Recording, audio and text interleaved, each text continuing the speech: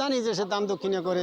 পর্যন্ত ঢাকায় রয়েছে ভাই, আমরা ওই কি আছে না আছে হেই আমরা কিছুই করতে পারি না। এখানে আইজা সে আইয়া একটু বিল্ডিং ফিল্ডিং করিয়া দান দক্ষিণা করে, একটা মসজিদ রয়েছে।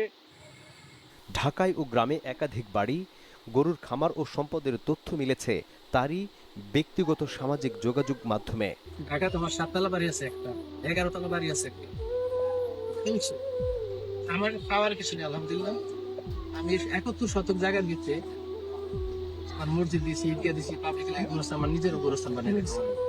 এখন একটা বাড়ি করতেছি, বাড়িতে প্রায় 3 কোটি টাকার মতো অলরেডি খরচ হয়ে গেছে।